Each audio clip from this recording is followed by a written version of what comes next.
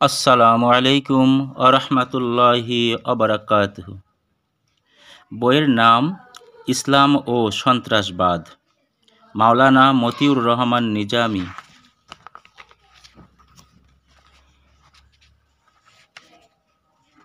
প্রকাশনা বিভাগ, বাংলাদেশ জামাতে ইসলাম। বিসমিল্লাহির রহমানির রহিম। ইসলাম ও সন্ত্রাসবাদ। ইসলাম আল্লাহর মনোনীত রসুল সাল্লাল্লাহু আলাইহি সাল্লামের প্রদর্শিত একমাত্র পূর্ণাঙ্গ জীবন বিধান, যার লক্ষ্য দল, মত, জাতি, ধর্ম, বর্ণ নির্বিশেষে সব মানুষের শান্তি, কল্যাণ ও নিরাপত্তা নিশ্চিত করা, সর্বস্তরের জনমানুষের মৌলিক চাহিদা পূরণ ও অধিকার প্রতিষ্ঠার মাধ্যমে ন্যায় বিচারের গ্যারান্টি দেওয়া। ইসলামের আদর্শ যারা গ্রহণ করে, শুধু তাদেরই নয়, যারা ইসলাম গ্রহণে ব্যর্থ হয় বা বিরত থাকে, ইসলাম তাদেরও মৌলিক চাহিদা ও মৌলিক অধিকার সংরক্ষণের পূর্ণ নিশ্চয়তা দেয়। স্বাধীনভাবে তাদের ধর্ম কর্ম পালনের সুযোগ দেয়, তাদের সাথে শান্তিপূর্ণ সহাবস্থানের জন্য প্রয়োজনীয় ব্যবস্থা গ্রহণ করে। ইসলাম গ্রহণ করা না করার বিষয়টি মানুষের স্বাধীন ইচ্ছার উপর স্বয়ং আল্লাহ ছেড়ে দিয়েছেন এবং এক্ষেত্রে বল প্রয়োগ করা নিষিদ্ধ করেছেন। আল্লাহ তাআলার ঘোষণা, ফামান শাআ ফালইউমিন ওয়া মান শাআ ফালইয়াকফুর। যার মন চায় সে ঈমান আনবে, আর যার মন চায় সে কুফরি করবে। সূরা আল আরাফ আয়াত 29। আল্লাহ তাআলা আরও ঘোষণা করেন, ইন্না হাদাইনাহু সাবিলা ইম্মা শাকিরাও ওয়া কাফুরা। আমি তাদের সামনে দুটি পথই দেখিয়েছি, একটি মানুষের রবের প্রতি কৃতজ্ঞ হওয়ার পথ, অপরটি তাদের রবকে অস্বীকার করার কুফরির পথ। সূরা আদ-দাহর আয়াত 2। আরও স্পষ্ট ভাষায় বলা হয়েছে, লা ইকরাহা ফিদ্দিন ক্বাদ তাবায়্যানার রুশদু মিনাল গাইয়্যি। দিন গ্রহণে কাউকে বল প্রয়োগের মাধ্যমে বাধ্য করা যাবে না। সত্য পথ গোমরাহি বা ভুল পথ থেকে সুস্পষ্টভাবেই পৃথক হয়ে পড়েছে। সূরা আল বাকারা আয়াত 256। এই আয়াতটি থেকে স্পষ্ট যে দিক নির্দেশনা মিলে তা হলো, নবী রাসূল এবং তাদের অনুসারীদের কাজ হলো সত্য দিনকে ভ্রান্ত দিন ও মতবাদ থেকে সুস্পষ্টভাবে পৃথক করে দেখানো, যুক্তি প্রমাণ ও বুদ্ধিভিত্তিক উপায়ে। বল প্রয়োগের মাধ্যমে কাউকে বাধ্য করা তাদের কাজ নয়। আল্লাহ তার রসুল সাল্লাল্লাহু আলাইহি সাল্লামকে পর্যন্ত এ ভাষায় সতর্ক করেছেন, লাস্তা আলাইহিম বি মুসাইতির। তোমাকে তো আদেশ প্রদানকারী হিসেবে পাঠানো হয়েছে, দারোগাগিরি করার জন্য নয়। বাস্তবে নবী রাসূলগণ আল্লাহর নির্দেশে যুগে যুগে ইসলামের দাওয়াত উপস্থাপন করেছেন, মানুষের একান্ত দরদি বন্ধু হিসেবে, বিশ্বস্ত কল্যাণকামী ও একনিষ্ঠ উপদেশ দানকারী হিসেবে। তারা নির্যাতিত হয়েছেন, চরম জুলুম নির্যাতনের শিকার হয়েছেন, কিন্তু প্রতিশোধ নিতে যাননি। শান্তির স্বার্থে অশান্তি ও ফিতনা ফাসাদ সৃষ্টিকারীদের কবল থেকে মজলুম মানব গোষ্ঠীকে মুক্তি দেবার স্বার্থে যুদ্ধ অবশ্যই কারো কারো জীবনে করতে হয়েছে, তবে তা হয়েছে রাষ্ট্রীয় কর্তৃপক্ষের নিয়ন্ত্রণে। নিছক শান্তি প্রতিষ্ঠার জন্যে জালেমের জুলুম নির্যাতন ও ফিতনা ফাসাদের মূলোৎপাটন করে সমাজে শান্তি, কল্যাণ ও ন্যায় ইনসাফ এবং মানুষের জান মাল ইজ্জত আবরুর নিরাপত্তা নিশ্চিত করার জন্যেই। আধুনিক বিশ্বে সন্ত্রাসের যে চিত্র আমরা দেখি, ইসলামী আদর্শ এবং শিক্ষা সংস্কৃতির সাথে, ইতিহাস ঐতিহ্যের সাথে তার ন্যূনতম কোনো সম্পর্কও খুঁজে পাওয়া সম্ভব নয়। এরপরেও দুর্ভাগ্যজনকভাবে বর্তমান বিশ্বের এক বিশেষ প্রেক্ষাপটে ইসলামের পক্ষে গণজাগরণের শুভ সূচনার ইশারা যখন স্পষ্ট, ঠিক সেই মুহূর্তে ইসলাম নামধারী এক শ্রেণীর বিপদগামী, পথভ্রষ্ট ও অপরিণামদর্শী অর্বাচীন লোকদের পক্ষ থেকে ইসলাম প্রতিষ্ঠার জন্যে সন্ত্রাসের পথ বেছে নেয় ইসলাম ও মুসলিম উম্মার জন্যে সৃষ্টি সম্ভাবনা হুমকির মুখে পতিত হয়েছে। বলতে দ্বিধা নেই, বিশ্বব্যাপী জড়বাদী সন্ত্রাসবাদী সভ্যতার পতনের প্রেক্ষাপটে ইসলামের বিজয়ের সম্ভাবনা দেখে ভীত শঙ্কিত একটি চিহ্নিত গোষ্ঠী তাদের কায়েমি স্বার্থ সংরক্ষণের জন্যে ইসলাম ও মুসলিম উম্মার বিরুদ্ধে চতুর্মুখী চক্রান্ত ও ষড়যন্ত্র করছে। তাদের এই ষড়যন্ত্র বাস্তবায়নের জন্যে মুসলিম উম্মার উপর ক্র্যাকডাউনের যে প্রেক্ষাপট দরকার, ইসলামের নামে সন্ত্রাসবাদীরা সেই প্রেক্ষাপট তৈরির কাজই করে যাচ্ছে। ইসলামের প্রসার ও প্রতিষ্ঠার লক্ষ্যে গৃহীত কোনো কার্যক্রমের সাথেই সন্ত্রাসী কার্যকলাপের সঙ্গতিপূর্ণ নয়। এটা যেমন দুনিয়াব্যাপী মুসলিম উম্মার স্বীকৃতি, পরিচিতি ও প্রতিষ্ঠিত ইসলামী ব্যক্তিত্ব, দল ও প্রতিষ্ঠান সমূহের কাছে সুস্পষ্ট, তেমনি সুস্পষ্ট মুসলিম উম্মাহর কাছেও। এতদ্সত্ত্বেও জয়নবাদী প্রসারণায় ও পৃষ্ঠপোষকতায় এক শ্রেণীর মুসলমান নামধারী বুদ্ধিজীবী তথা সুশীল সমাজ ও মিডিয়া ব্যক্তিত্ব ইসলামী আন্দোলনের মূল ধারাকে তথাকথিত ইসলামী জঙ্গিবাদের সাথে সম্পৃক্ত করার অপপ্রয়াস চালিয়ে আসছে। অথচ সন্ত্রাসের সংজ্ঞা যুগে যুগে সন্ত্রাসবাদের খণ্ডচিত্র এবং সন্ত্রাসবাদের আধুনিক রূপ এর কোনোটার সাথেই ইসলাম প্রতিষ্ঠার লক্ষ্যে পরিচালিত কার্যক্রমের কোনো সাজু থাকার প্রশ্নই ওঠে না। সন্ত্রাসের মূল কথা মানুষকে ভীত সন্ত্রস্ত করে জানমালের প্রতি হুমকি সৃষ্টি করে তার ইচ্ছার বিরুদ্ধে তাকে কোনো কিছু করতে বাধ্য করা। এটা রাজনৈতিক রূপ নিলে যার অর্থ দাঁড়ায় সংখ্যাগরিষ্ঠের উপর সংখ্যালঘিষ্ঠের মতকে বল প্রয়োগের মাধ্যমে চাপিয়ে দেয়া, সংখ্যাগরিষ্ঠের উপর সংখ্যালঘু কোনো গোষ্ঠীর মতামত চাপিয়ে দেওয়ার লক্ষ্যে যে ভয়ঙ্কর, ভীতিকর, অমানবিক, পৈশাচিক ও অগণতান্ত্রিক কার্যক্রম গ্রহণ করা হয় বল প্রয়োগের মাধ্যমে, তাকেই আমরা রাজনৈতিক সন্ত্রাসবাদ হিসেবে বিবেচনা করতে পারি, যার সাথে ইসলামী আদর্শের মূলনীতি এবং শিক্ষা দীক্ষার কোনো দূরতম সম্পর্কই থাকতে পারে না। এ সম্পর্কে কোরআনের বক্তব্য সুস্পষ্ট, ইন্নাল্লাহা লা ইউগাইয়িরু মা বিকওমিন হাত্তা ইউগাইয়িরু মা বিআনফুসিহিম। আল্লাহ কোনো জাতির ভাগ্য ততক্ষণ পরিবর্তন করেন না যতক্ষণ না সে জাতি নিজের ভাগ্য পরিবর্তনে সচেষ্ট হয়। সূরা আর-রাদ আয়াত 11। শেষ নবী সাল্লাল্লাহু আলাইহি সাল্লাম মক্কায় জন্মগ্রহণ করেন। মক্কায় প্রথম ওহী নাজিল হয়।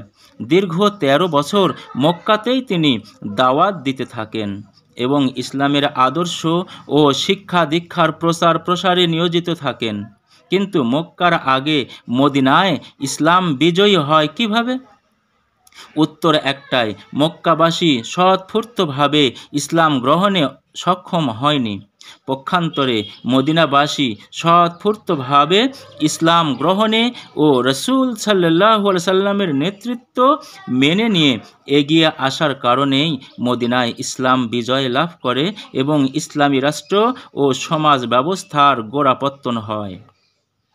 আল কোরআনের সুস্পষ্ট নির্দেশনা ও রাসূল সাল্লাল্লাহু আলাইহি সাল্লামের বাস্তব আমলকে উপেক্ষা করে মন গড়াভাবে কেউ ইসলাম কায়েমের স্বপ্ন দেখতে পারে না, আর দেখলে তা ইসলাম সম্মত হতে পারে না। ইসলামের সাথে কোনো প্রকারের সন্ত্রাসবাদের সম্পর্ক থাকতে পারে না, থাকার প্রশ্নই ওঠে না। এটা ঐতিহাসিকভাবে প্রতিষ্ঠিত। আমরা এ পর্যন্ত সংক্ষেপে সে কথাটি বলার প্রয়াস পেয়েছি। এই পর্যায়ে আমরা সন্ত্রাসবাদের সংজ্ঞা ও এর সংক্ষিপ্ত ইতিহাস তুলে ধরতে চাই, এই আশায় যে পাঠক নিজেই এর সাথে মিলিয়ে দেখার পর সিদ্ধান্ত নিতে পারবেন। আমরা যে দাবি করেছি সন্ত্রাসবাদের সাথে ইসলামকে সম্পৃক্ত করার আদৌ কোনো সুযোগ নেই, তা কতটা যথার্থ। সন্ত্রাসবাদ হলো ভয় বা আতঙ্ক সৃষ্টির উদ্দেশ্যে সহিংসতার প্রয়োগ বা প্রয়োগের হুমকি দেয়া। সন্ত্রাসীরা মানুষ খুন বা অপহরণ করে, বোমা নিক্ষেপ করে, বিমান ছিনতাই করে, অগ্নিসংযোগ করে অথবা এ ধরনের মারাত্মক অপরাধ সংগঠন করে থাকে। কিন্তু সন্ত্রাসীদের লক্ষ্য সাধারণ অপরাধীদের লক্ষ্য থেকে ভিন্নতর হয়। সাধারণ অপরাধীরা অর্থ বা অনবিধ স্বার্থ হাসিল করতে চায়। বেশিরভাগ সন্ত্রাসীরা তাদের রাজনৈতিক উদ্দেশ্য সাধনের জন্যই অপরাধ ঘটিয়ে থাকে।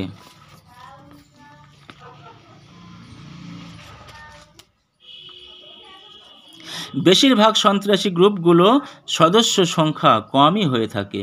তারা বিশ্বাস করে সহিংসতার হুমকি বা প্রয়োগ যে আতঙ্ক সৃষ্টি করে, তাই তাদের প্রচার এবং তাদের উদ্দেশ্য সাধনের জন্য সবচেয়ে উত্তম পন্থা। সাধারণত সন্ত্রাসবাদীদের দ্বারা অপহৃত ও নিহতদের মধ্যে রয়েছে কূটনীতিবিদগণ, ব্যবসায়ী বৃন্দ, কর্মকর্তা বৃন্দ, রাজনৈতিক নেতৃবৃন্দ, বিচারপতিবৃন্দ ও পুলিশ। সন্ত্রাসীরা সংবাদপত্র বা টিভিতে প্রচার পাওয়ার উদ্দেশ্যে যে কোনো টার্গেট বেছে নিয়ে থাকে। তাদের দাবি আদায়ের লক্ষ্যে তারা প্রায়ই তাদের হাতে আটককৃতদের হত্যার হুমকি দিয়ে থাকে। সন্ত্রাসী কার্যকলাপের প্রায় অর্ধেকেই বোমা নিক্ষেপ এর ঘটনা হয়ে থাকে। অধিকাংশ সন্ত্রাসী গ্রুপগুলো তাদের সুদৃঢ় প্রসারী রাজনৈতিক উদ্দেশ্য হাসিলে ব্যর্থ হয়েই থাকে। সন্ত্রাসবাদ জাতীয় সীমানা অতিক্রম করতে পারে। একটি জাতির বিবাদ অন্যান্য দেশের ভিতরেও আক্রমণের জন্ম দিতে পারে। কোনো সরকার সংগোপনে কিছু সংখ্যক সন্ত্রাসী গ্রুপকে অন্য দেশের মধ্যে আক্রমণের জন্য অস্ত্রশস্ত্র, প্রশিক্ষণ এবং অর্থ দিয়ে সাহায্য করে থাকে। উপরোল্লিখিত সংজ্ঞার সাথে আমরা সন্ত্রাসবাদের ইতিহাস সম্পর্কে উক্ত এনসাইক্লোপিডিয়ার যা কিছু উল্লেখ করা হয়েছে তাও মিলিয়ে দেখতে চাই। সন্ত্রাসবাদ প্রথমে 1789 থেকে 1799 ফ্রান্সের বিপ্লবের সময় দেখা দেয়। ওই সময় যারা ক্ষমতা দখল করেছিল সে বিপ্লবীদের মধ্যে কেউ কেউ তাদের শত্রুদের বিরুদ্ধে সহিংসতার নীতি অবলম্বন করে।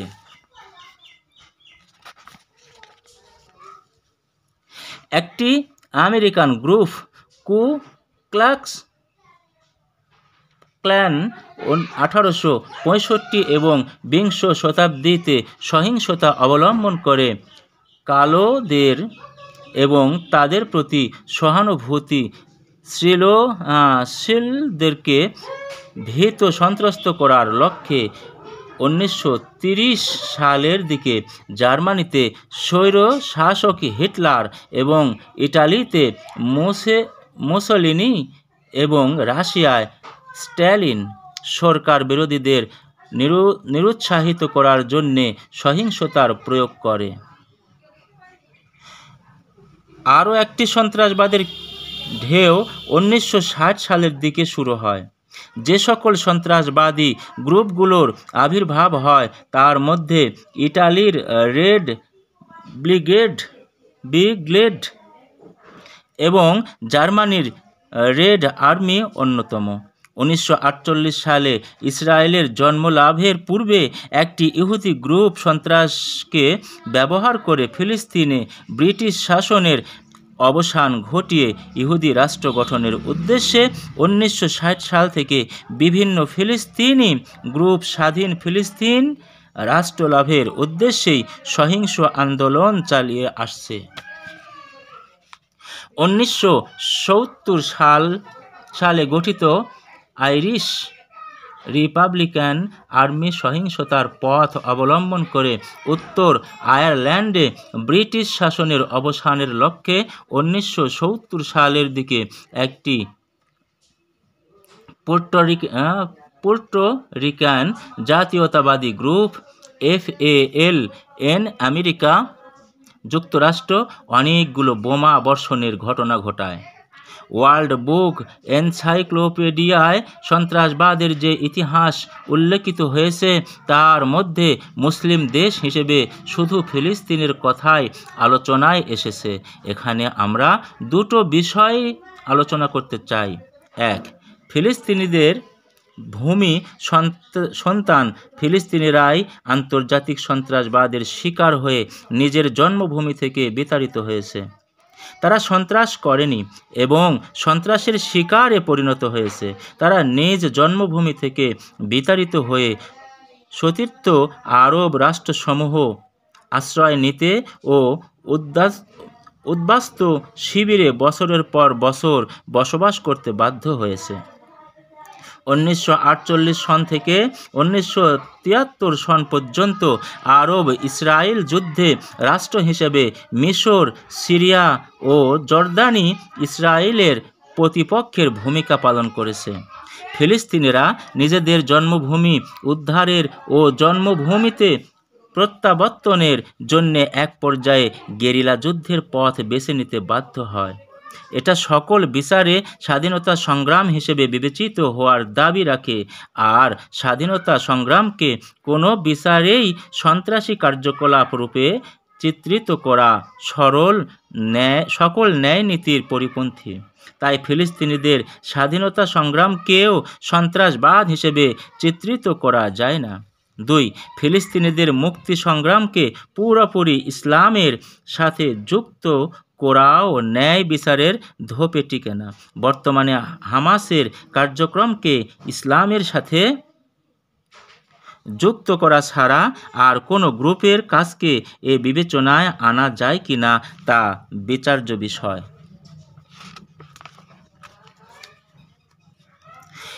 60-এর দশকে PLA এর ব্যাপারে ফিলিস্তিনিদের মুক্তি সংগ্রামে শরিক গ্রুপগুলোর মধ্যে প্রধান গ্রুপটি আল ফাতাহ। তাদের আদর্শ আবার জাতীয়তাবাদ ও ফিলিস্তিনে সব ধর্মের লোকদের নিয়ে একটি স্বাধীন জাতি রাষ্ট্র গঠনের অতিরিক্ত কিছু ছিল না। অপর একটি আশায়িকা বাম ধারা রাজনীতির সাথে সম্পৃক্ত ছিল। অপর যে গ্রুপটি অধিকতর উগ্র হিসেবে বিবেচিত ছিল সেটির নাম ছিল পপুলার ফ্রন্ট, যার নেতৃত্বে ছিল উগ্র বামপন্থী খ্রিস্টান নেতা জর্জ হাবাস। এই গ্রুপেরই পলিট ব্যুরোর সদস্য লাইলা খালেদ উড়োজাহাজ হাইজ্যাক করে বিশ্বের দৃষ্টি আকর্ষণে সক্ষম হয়। এই কাজটিকে সন্ত্রাসের পর্যায়ে অবশ্যই ফেলা যায়, কিন্তু এর জন্যে ইসলাম বা কোনো ইসলামী গ্রুপকে দায়ী করা যায় না। হামাস পরবর্তী পর্যায়ে ফিলিস্তিনের অভ্যন্তরে প্রতিরোধ আন্দোলনের ডাক দিয়ে জনসমর্থন পুষ্ট হয়ে নির্বাচনে বিজয়ী হয়েছে। পশ্চিমা জগতের কাছে ফাতাহ গ্রুপ গ্রহণযোগ্য, অথচ গেরিলা যুদ্ধে ফিলিস্তিনিদের প্রধান প্রতিষ্ঠান ছিল এই ফাতাহ গ্রুপ। পক্ষান্তরে হামাস ফিলিস্তিনের অভ্যন্তরে প্রতিরোধ আন্দোলনের পাশাপাশি বহির্বিশ্বে কূটনৈতিক ও রাজনৈতিক তৎপরতার মাধ্যমে সহানুভূতি অর্জনের প্রয়াস চালিয়েও তারা সন্ত্রাসী হিসেবে চিত্রিত এবং পাশ্চাত্যের কাছে অগ্রহণযোগ্য কেন? বিশ্ব বিবেকের কাছে প্রশ্ন। আমাদের উপমহাদেশে ব্রিটিশদের উপনিবেশিক শাসনের কবল থেকে স্বাধীনতা সংগ্রামের সূচনা করেছেন হযরতে ওলামায়ে কেরাম। তারা এই স্বাধীনতা সংগ্রাম পরিচালনার অগ্র সৈনিক হিসেবে তদানীন্তন ব্রিটিশ ভারত অকথ্য জুলুম নির্যাতনের শিকার হয়েছেন। তাদের একটি অংশকে আন্দামান দ্বীপপুঞ্জে নির্বাসিত করা হয়েছে, কিন্তু তারা তাদের সংগ্রামকে নিয়মতান্ত্রিকভাবেই পরিচালনা করেছেন, কখনো কোনো অবস্থায় সন্ত্রাসের পথে যাননি। সকলের জানা কথা, ব্রিটিশ বিরোধী আন্দোলনের এক পর্যায়ে সূর্য সেনের নেতৃত্বে কিছু সংখ্যক ব্যক্তি অস্ত্র লুটসহ সন্ত্রাসী কর্মকাণ্ড হাতে নেয়। স্বাধীনতা সংগ্রামকে জোরদার করার লক্ষ্যে ইতিহাস সাক্ষী সূর্য সেনের ওই গ্রুপের সাথে এ দেশের আলেম ওলামা বা ইসলামী ব্যক্তিদের কোনো সম্পর্ক ছিল না। আজ পর্যন্ত ইসলামী রাজনীতির সাথে যারা জড়িত তাদের মধ্যে সূর্য সেনের কোনো সমর্থক খুঁজে পাওয়ার সুযোগ নেই। এরপরেও এক শ্রেণীর পত্রপত্রিকা সন্ত্রাসের সাথে ইসলামী দল ও প্রতিষ্ঠানগুলোকেই গায়ের জোরে তথ্য সন্ত্রাসের মাধ্যমে জঙ্গিবাদের সাথে জড়িত করার অপপ্রয়াস চালাচ্ছে। বিশেষ করে নিয়মতান্ত্রিক ও গণতান্ত্রিক রাজনীতি, সর্বোপরি ইসলামী নীতি নৈতিকতার উপর প্রতিষ্ঠিত সংগঠন জামাতে ইসলামীকে তারা বিশেষভাবে টার্গেট করেছে। অথচ জন্মলগ্ন থেকেই জামাতে ইসলামী কঠোরভাবে যে কর্মনীতি অনুসরণ করে আসছে তার সাথে সন্ত্রাসের কোনো দূরতম সম্পর্কও নেই। আমরা এ সম্পর্কে বাংলাদেশ জামাতে ইসলামীর গঠনতন্ত্র থেকে এর স্থায়ী কর্মনীতি হুবহু উদ্ধৃত করছি। বাংলাদেশ জামাত ইসলামী বাংলাদেশ গঠনতন্ত্রের ধারা 4 উল্লেখিত হয়েছে, জামায়াতের স্থায়ী কর্মনীতি নিম্নরূপ হইবে: 1. কোনো বিষয়ে সিদ্ধান্ত গ্রহণ কিংবা কোনো কর্মপন্থা গ্রহণের সময় জামাত সংশ্লিষ্ট বিষয়ে শুধুমাত্র আল্লাহ তাআলা ও তার রাসূল সাল্লাল্লাহু আলাইহি সাল্লাম এর নির্দেশ ও বিধানের প্রতি গুরুত্ব প্রদান করবে। 2. উদ্দেশ্য ও লক্ষ্য হাসিলের জন্য বাংলাদেশ জামাতে ইসলামী এমন কোনো উপায় ও পন্থা অবলম্বন করবে না যাহা সততা ও বিশ্বাসপরায়ণতার পরিপন্থী, কিংবা যাহার ফলে দুনিয়ায় ফিতনা ও ফাসাদ বিপর্যয় সৃষ্টি হয়। 3. বাংলাদেশ জামাতে ইসলামী উহার বাঞ্ছিত সংশোধন ও সংস্কার কার্যকর করিবার জন্য নিয়মতান্ত্রিক ও গণতান্ত্রিক পন্থা অবলম্বন করিবে, অর্থাৎ ইসলামের দাওয়াত, সম্প্রসারণ, শিক্ষা ও প্রশিক্ষণের মাধ্যমে মানুষের মানবিক নৈতিক চরিত্রের সংশোধন এবং বাংলাদেশকে একটি কল্যাণ রাষ্ট্রে পরিণত করার লক্ষ্যে বাংলাদেশ জামায়াতে ইসলামী অনুকূলে জনমত গঠন করবে। জামায়াতে ইসলামী ঘোষিত এই স্থায়ী কর্মনীতি কেবলমাত্র গঠনতন্ত্রের পাতাতে সীমাবদ্ধ নয়, বরং শুরু থেকে আজ পর্যন্ত জামায়াতের যাবতীয় কার্যক্রম এই নীতির ভিত্তিতেই পরিচালিত হয়ে আসছে। জামায়াতে ইসলামীর সাথে সংশ্লিষ্ট কোনো সদস্য অথবা কোনো পর্যায়ের সংগঠন ও এ নীতি লঙ্ঘন করলে জামায়াত তা সংশোধনের জন্যে গঠনতান্ত্রিক পদক্ষেপ নিতে কখনোই পিছপা হয় নাই। গঠনতন্ত্রে উল্লেখিত এই কর্মনীতির পাশাপাশি জামাতে ইসলামের প্রতিষ্ঠাতা মাওলানা সৈয়দ আবুল আলা মওদুদীর রহমতুল্লাহ পবিত্র মক্কায় পবিত্র হজ উপলক্ষে আগত ইসলামী দুনিয়ার নেতৃবৃন্দের উদ্দেশ্যে প্রদত্ত ভাষণের একটি অংশের উল্লেখ করে লেখাটি শেষ করতে চাই।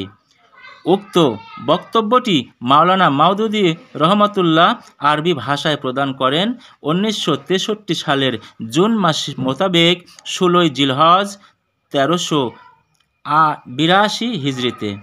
বক্তব্যের শিরোনাম ছিল ইসলামী বিশ্বে ইসলামী আন্দোলন সমূহের জন্য কর্মপন্থা। খুবই গুরুত্বপূর্ণ, অর্থবহ ও তাৎপর্যপূর্ণ এই বক্তব্যের মাধ্যমে মাওলানা মুসলিম বিশ্বের সার্বিক পরিস্থিতির সংক্ষিপ্ত অথচ বস্তুনিষ্ঠ ও পুঙ্খানুপুঙ্খু ব্যাখ্যা বিশ্লেষণের পর দিক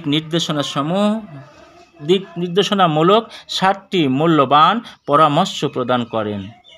এই সর্বশেষ বা 7ম পরামর্শের মূল কথা ছিল ইসলামী আন্দোলনের জন্য কোনো গোপন তৎপরতা এবং সশস্ত্র বিপ্লবের ধ্যান ধারণা এবং কার্যক্রম অবলম্বন করা যাবে না, বরং অত্যন্ত কঠোরভাবে এগুলো থেকে আন্দোলন ও সংগঠনকে মুক্ত রাখতে হবে। উল্লেখ্য যে 6তম পরামর্শে মাওলানা সবর এবং হিকমাহ অবলম্বনের উপর গুরুত্ব আরোপ করেছেন, আর আন্দোলনের কোনো পর্যায়ে গোপন তৎপরতা অথবা সশস্ত্র কর্মপন্থা গ্রহণ করাকে তিনি অভিহিত করেছেন সবরের পরিপন্থী হিসাবে। তার ভাষায় এই ধরনের কর্মপন্থার পরিণতি ইসলামী আন্দোলনের জন্য অত্যন্ত ক্ষতিকর। একটি সঠিক বিপ্লব সব সময় কেবলমাত্র জনসমর্থনের ভিত্তিতে সংগঠিত হয়ে থাকে। মাওলানা এই ক্ষতিকর কর্মপন্থা পরিহার করে সমবেত ইসলামী নেতৃবৃন্দকে বলেন, মানুষের কাছে ইসলামের দাওয়াত ব্যাপকভাবে তুলে ধরুন, ব্যাপকভাবে মানুষের চিন্তাধারায় মন মানসিকতায় পরিবর্তন আনার চেষ্টা করুন, মানুষকে উন্নত আমল আখলাককে সজ্জিত করে তাদের হৃদয়কে জয় করুন। এই প্রচেষ্টায় বাধা প্রতিবন্ধকতা এলে সাহসের সাথে তার মোকাবেলা করুন। পর্যায়ক্রমে এই কর্মকৌশলের ফলে যে বিপ্লব সাধিত হবে তাই হবে স্থায়ী এবং সুদৃঢ় ভিত্তির উপর প্রতিষ্ঠিত, যাকে প্রতিপক্ষের গৃহীত হওয়ায় তুফান মেটাতে সক্ষম হবে না। দ্রুত সাফল্যের জন্যে তড়িঘড়িভাবে গৃহীত কোনো পদক্ষেপের মাধ্যমে কৃত্রিম উপায়ে কোনো বিপ্লব সংগঠিত যদি হয়েও যায় তা কখনোই স্থায়ী হতে পারে না, বরং সেটা যেভাবে আসবে সেভাবেই বিদায় নেবে। জামাত ইসলামী তার গঠনতন্ত্রে উল্লেখিত কর্মনীতি যেমন কঠোরভাবে অনুসরণ করে আসছে, তেমনি এর প্রতিষ্ঠাতার দিক নির্দেশনার আলোকেই এ যাবৎকাল নিয়মতান্ত্রিক ও গণতান্ত্রিক কর্মপন্থা ও কর্মকৌশল অবলম্বন করে আসছে অত্যন্ত নিষ্ঠা ও কঠোরতার সাথে। এরপরেও যারা যেন তেন প্রকারে গায়ের জোরে জামাতকে সন্ত্রাসবাদের সাথে জড়িত করতে চায়, এরা হয় জ্ঞানপাপী না হয় নিরেট অজ্ঞ। এ ব্যাপারে কোনো সন্দেহ সংশয়ের অবকাশ নেই। বইটি পড়া সমাপ্ত করলাম। আসসালামু আলাইকুম রহমতুল্লাহি ওবারাকাতুহু। আমাদের আরও নতুন নতুন ভিডিও পেতে আমাদের সাথেই আমাদের চ্যানেলটাকে সাবস্ক্রাইব করে পাশে থাকুন। আসসালামু আলাইকুম রহমতুল্লাহ।